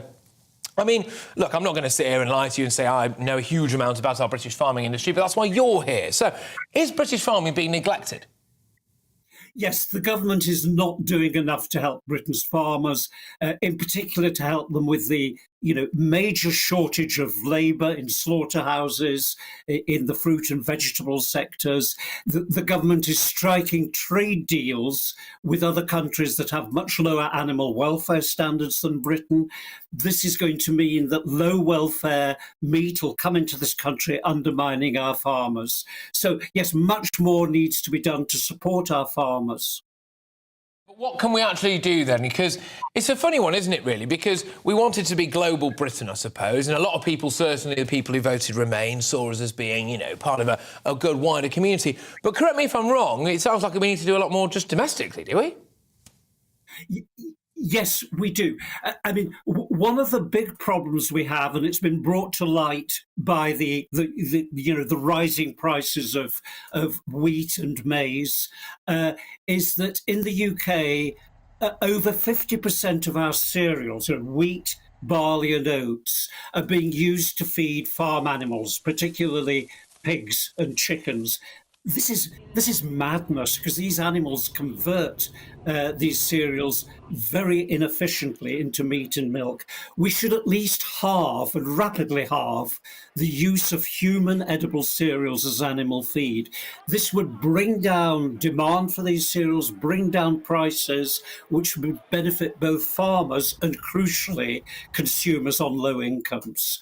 So we need to rethink our livestock sector. We should be feeding animals on grass, on that part of food waste that's unavoidable, and on byproducts like brewers' grains and citrus pulp. So, one could see a major restructuring of the livestock sector. But we also need to persuade consumers to reduce meat and dairy consumption. To reduce meat and dairy consumption? Goodness gracious me. I mean, I would have thought that... Well, I mean, the idea for me of going vegan, I did try being vegan once. I had an ex-girlfriend. No. I haven't said vegan. I ended up secretly eating ham on the tube, so... Sorry, I'm not talking about people going vegan or vegetarian, but reducing meat consumption. Remember, in the UK... poor diets, too much ultra-processed food, too much meat, not enough fruit and vegetables are one of the biggest causes of disease and mortality.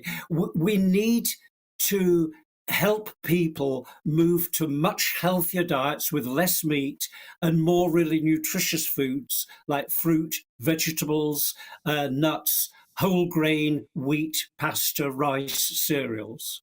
Quinoa, why not? Let's add that into the list.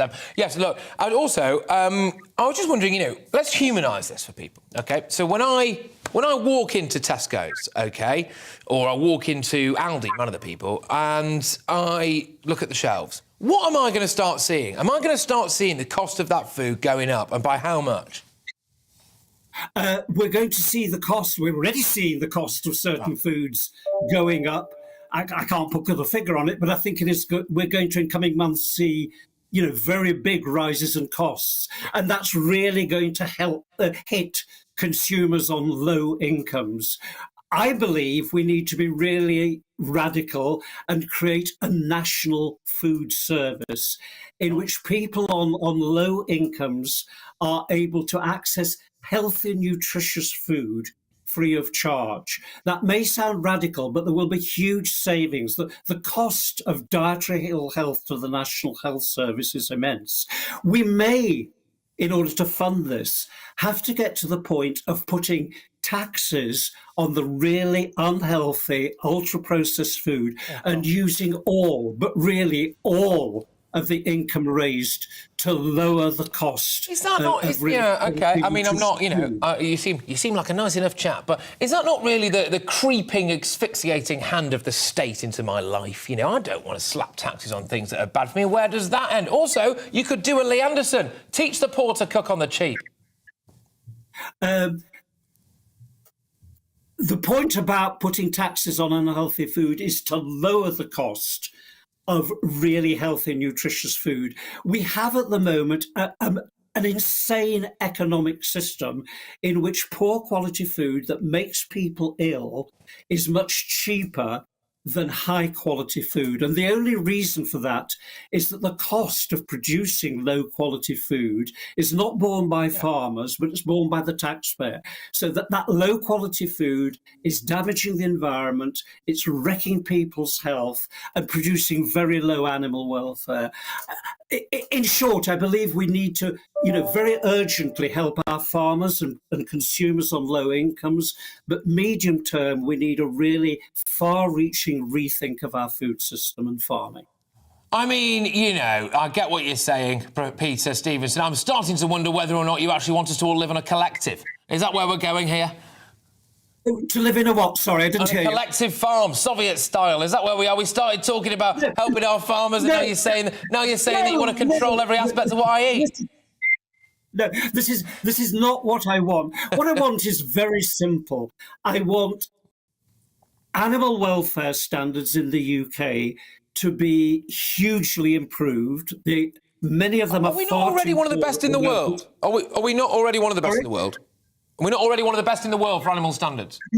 No, this is one of these myths that we like to have, but a number of other countries are pushing much further than us. For example, about 40% of the egg-laying hens in the UK are kept in enriched, tiny enriched cages.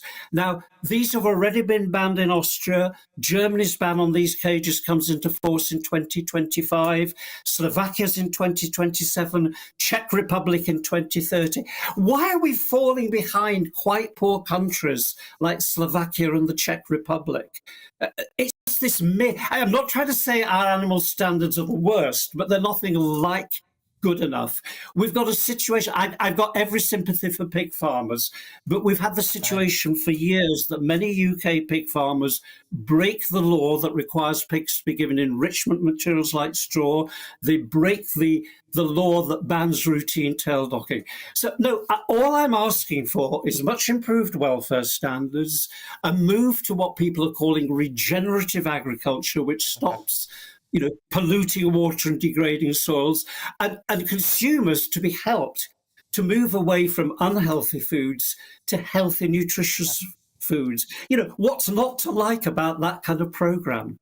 OK, all right. Well, look, Peter, I've really enjoyed this bit of back and forth. You'll have to come back on. Peter Stevenson there, Chief Policy Advisor at the Compassion in World Farming. Do you agree? Do you disagree? Get in touch, GBViews at GBNews. Anyway, OK, right. In fact, you know what? Let's do that right now, shall we? Let's delve into the terrifying world of my inbox. Loads of you have been getting in touch throughout the show. Thank you very much. It really is about you, really, this show. So it's great to have as many of you on it as possible. Cost of living crisis. Here we go, David. Don't blame the government or the Chancellor. Blame Putin. There we go, he says. Say it loud and clear. I just did. Beergate, Partygate. A lot of people have been breaking these values, he says, and he basically just says Putin is apparently to blame for our cost of living crisis. I can see some of the logic behind that, obviously. I mean, it's really quite clear that, obviously, what he's done in Ukraine is wrong, and it also is massively contributing to us bumping all of our prices up for absolutely everything. People getting in touch to say, how can I donate? Remind me how to donate for your Just Giving page. Yes, if you are just joining us, then it's justgiving.com/fundraising/challenge Christie's. One more time, justgiving.com/fundraising/challenge Christie's. What I'm doing is trying to raise money for mental health charity Mind. I'm trying to do a bit myself, obviously. I'm losing 1.5 stone in 2 months. I've got 3 weeks to go. I've got half a stone to go as well, so fingers crossed I can actually get that over the line. And then at the end of it, I will be performing live on stage with the male strippers, the Dream Boys. Yes, that's right. By unpopular demand, I'll be getting my kit off on stage. And the date for this has now actually been revealed, but I'm going to keep you hanging on that because I'm going to reveal it on my show later this evening. But look, I understand times are hard. We've just done a package, haven't we, on the cost of living crisis. Everything's going up through the flipping roof, isn't it, money-wise? But if you have got a couple of quid spare, it would be really, really great if you could go to justgiving.com/fundraising/challenge Christie's and try and save some lives. That's what we really want to do. We're doing it in conjunction with Nathan Dunn, who's walking from John O'Groats to Land's End barefoot to set a world record. Now, if he can do that, have you got a couple of quid? I hope you don't mind me asking. There we go. justgiving.com/fundraising/challenge Christie's. Right, OK, I've rattled the can enough for the moment. After the break, is marriage bad for our mental health? Yeah. Corporate boss from Ashley Madison, which is the dating site for people who want to have affairs, thinks so, shockingly. Join us to find out why after this morning's news.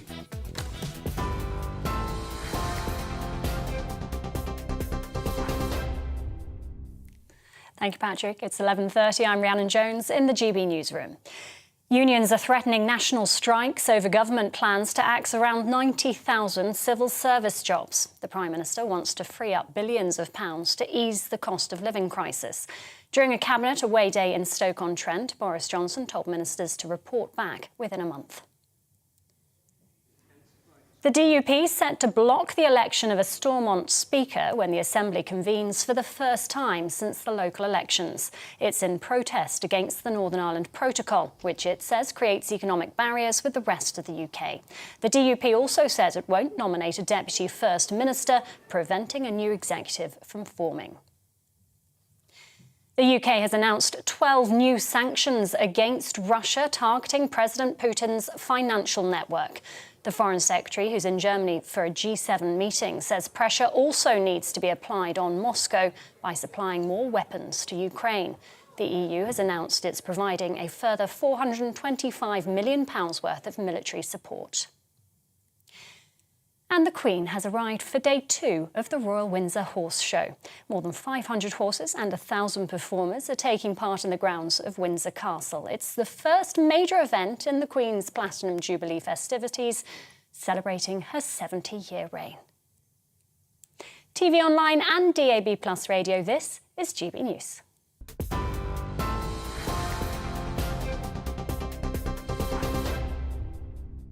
Direct Bullion sponsors the Finance Report on GB News for gold and silver investment. Here's a quick snapshot of today's markets. The pound is 1.22 to the dollar. The pound is 1.17 to the euro. And the price of gold currently stands at £1,495.41 per ounce. Direct Bullion sponsors the Finance Report on GB News for physical investment.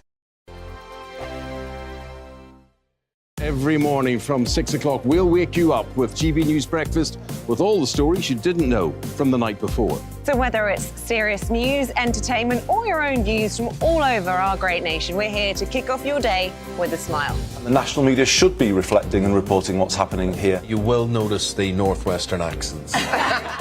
Whether you're with us on TV, radio, or online every morning, it's breakfast from 6 a.m. Hope you can join us. On radio, they call it the drive time slot, 4 p.m. until 6 p.m. as listeners head home. It's that part of the schedule when the dust of the day's events begin to clarify, and we try to make sense of it for you. Brazier is drive time for radio and TV. It's fast, it's punchy, it's opinionated, there's a Brazier angle, and a little bit of levity. That's the question. That's two questions, actually. That's Brazier, Monday to Thursday, 4 till 6 on GB News. Hello, I'm Michelle Dewberry, and you can join me every weekday 6 till 7 on Jubes and Kerr. Me and my panel will get stuck right into the day's events, and I can tell you, in fact, I can warn you, expect some robust debate, some strong opinions and perspectives from both sides of the fence. It's about you at home as well. I love to read out all of your comments, or at least as many as I can. So join me, Michelle Dewberry, Monday to Friday, 6 till 7 on Jubes and Kerr. I'm Dan Wootton. Join me Monday to Thursday from 9 to 11 for the feistiest and most fun news debate on TV, where free speech reigns. I'll bring you a sharp take on the day's biggest stories, bombshell newsmaker interviews, and A-list guests. And I guarantee you, no spin, no bias, no censorship, and no reason to go to bed. That's Dan Wootton tonight, Monday to Thursdays from 9 on GB News.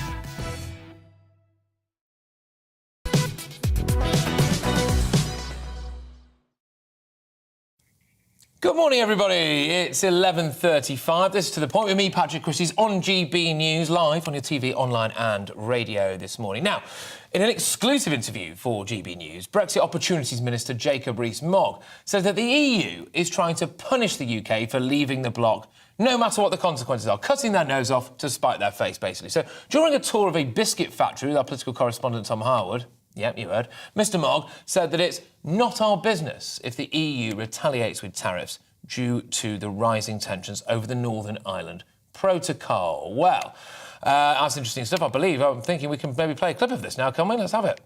Businesses like this are very dependent. They heat every biscuit for 9 minutes.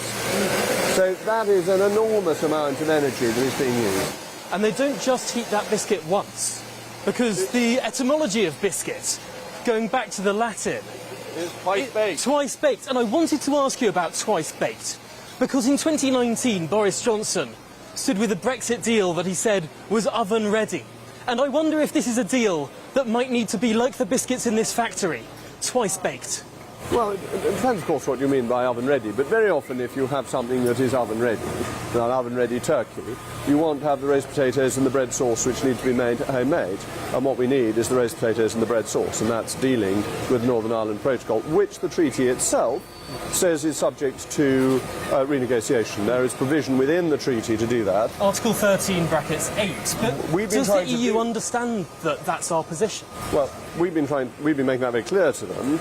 If in the end they refuse to move, if they're not willing to act in good faith, then we will have to do things for ourselves. That's obviously the case. We can't accept disruption within the United Kingdom. And clearly the government is acting as if it wants to protect the Good Friday Belfast Agreement. That's something that I believe the government really does genuinely believe. But I don't think the EU believe that the government believes it's doing that.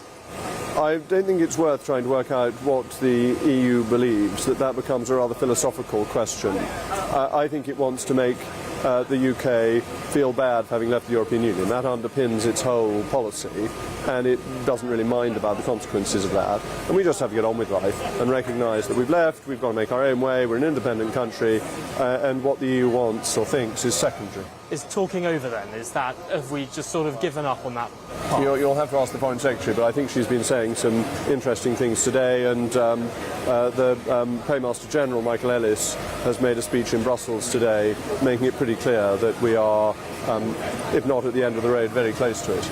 And I suppose next week, as we start in that week, we may well be seeing some legislation.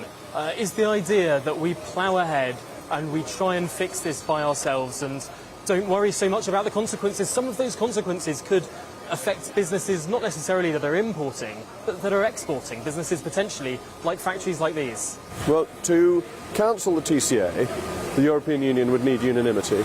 And it seems to me that's a pretty high bar to get. And you have to say to the European Union, does it really want to punish its consumers at a time of rising inflation? And inflation in a lot of EU countries is higher than it is in the UK. They really want to make prices even higher for their consumers and their voters?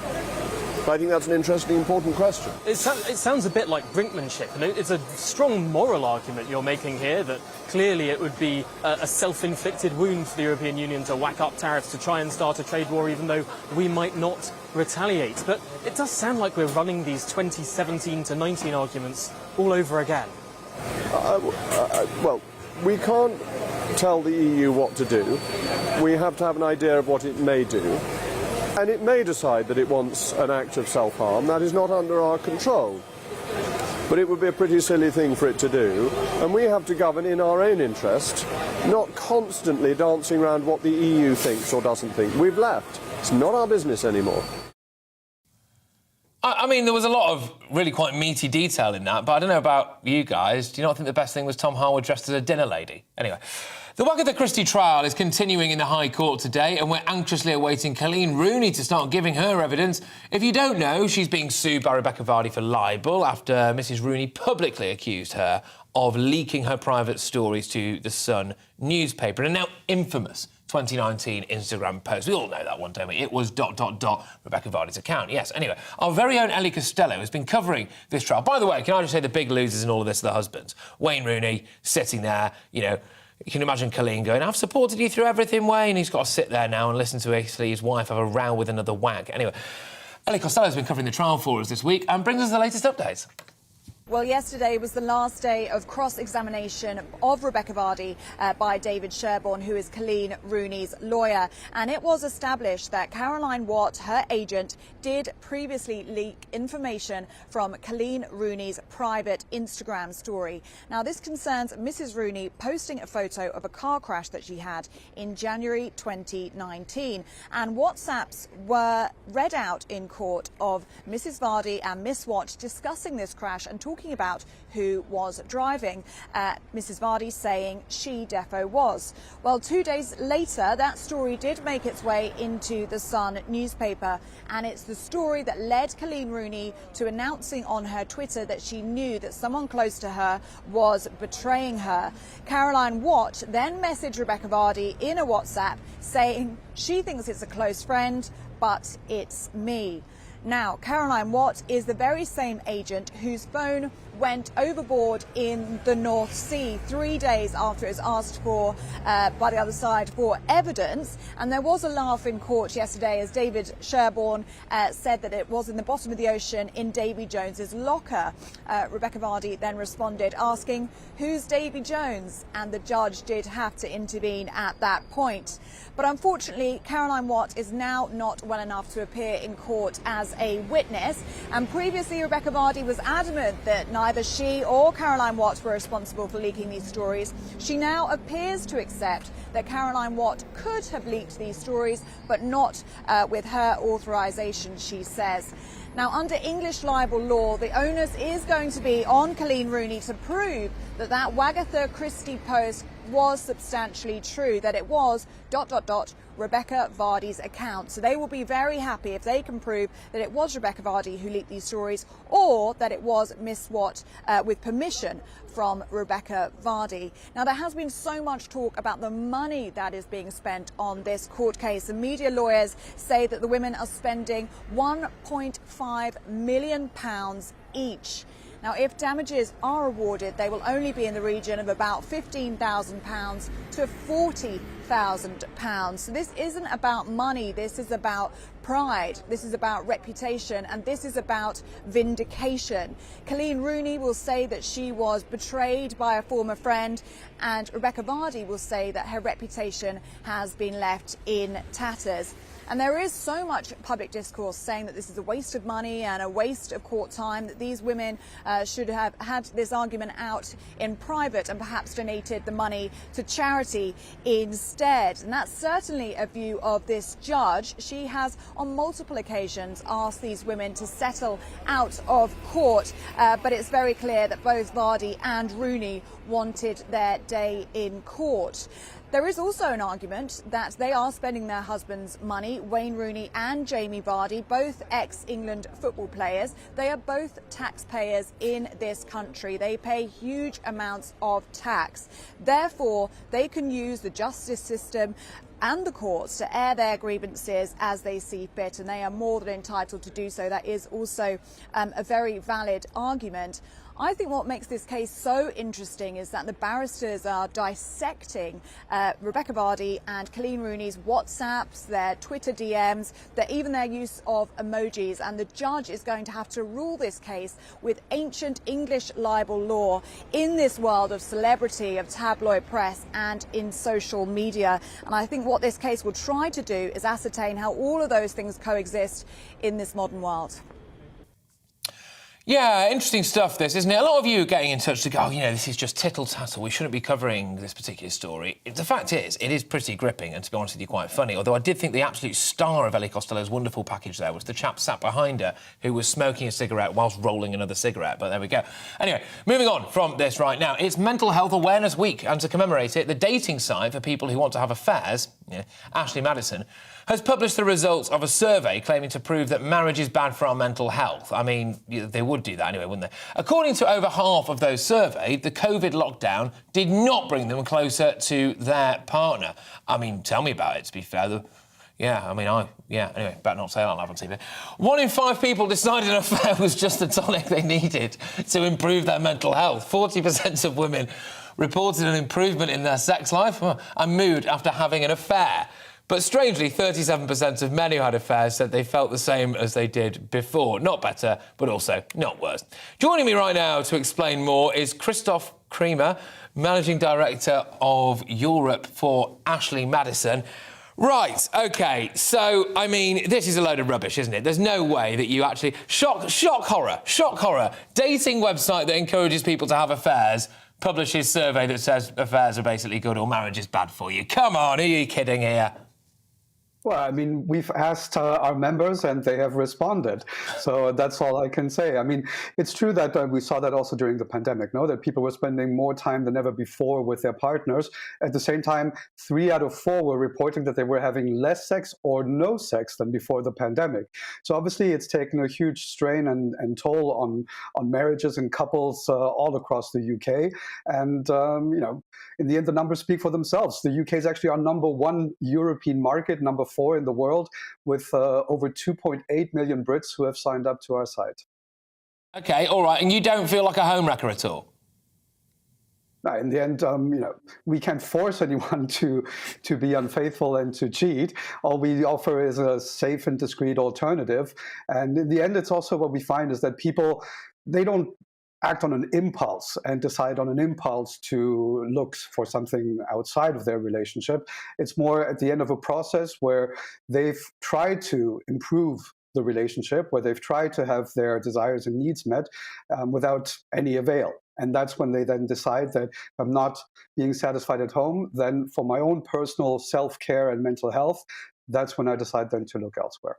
No, look, and all joking aside, at the end of the day, you're providing a service, and it's up to people whether or not they want to use that service, right, I suppose? And clearly, it's very, very popular. Look, Christoph, I don't want to pry too much, mate, but I've got to ask you, do you have affairs? I'm not married or in a couple at the moment. You've got the dream ticket. You can do whatever you want.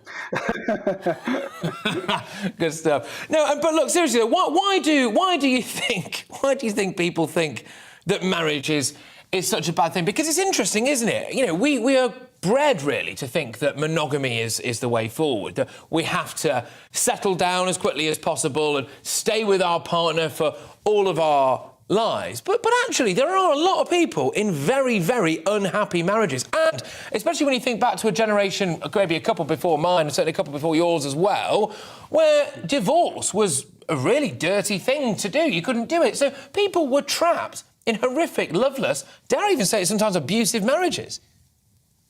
No, absolutely. And I think what's interesting is that we're seeing what I would term a real cultural revolution in the end, especially with the younger generation, where we're seeing different relationship models, because obviously the monogamous relationship model does not work for I don't know if it's a majority of people, but at least a very large group of people. And actually amongst our members, which, not surprisingly are probably at the forefront of this, 1 out of 4 women say that they're in an open relationship already. And if we're looking at the Generation Z, then they actually, the majority of them, don't even imagine getting married one day. And while still the majority or the largest portion of them do want a monogamous relationship, about 40%, another 30% of them are actually looking for an open relationship, and another 30% for a polyamorous relationship. So I think we're here at a crossroads where we're going to see that alternative relationship models and more diversity in relationship models in our societies, and that will become also socially acceptable. Is Britain one of the randier nations, do you think? Well, I mean, I don't know if it's maybe because there are more social norms or whether in part it is more conservative, but whenever there are more rules and norms, people have more desire to do the forbidden in the end. And maybe that's one of the explanations why the UK is the #1 country for us in Europe and #4 in the world. We're present in over 50 countries with over 75 million people who have signed up to the site. And the UK is #4 worldwide and #1 in Europe. That certainly does say something. Well, it does say something, absolutely. Christoph, thank you very, very much. I must say I've really enjoyed this, and we'll have to talk again very, very soon. That's Christoph Kramer there, Managing Director of Europe for Ashley Madison, which is a website that basically allows you to cheat on your partner. So there we go, obviously a bastion of moral virtue there. But now, let's take you through some of the headlines of the day that you might have missed. I love this bit of the show where we kind of bring to your attention some things that basically have evaded your eye during the day. Now, if you haven't seen our own Nigel Farage, basically, he went up to Hull this week to host his live show there, of course. But whilst up north, he was caught speechless for arguably the first time in his career. And if you're wondering why, we can show you now. You're not going to want to miss this. Julie, hello. Hiya. Hi. I want to ask you, how many people do you know that have got a tattoo on the body of you? There was one that I met, and she had one on the arm, and that's the only one I'm aware of. Well, I've got one. Do you want to see it? Don't look, anybody, for goodness sake. Come on, let's have a look. Excuse where it is. But there we go. Wow. Oh, my goodness me.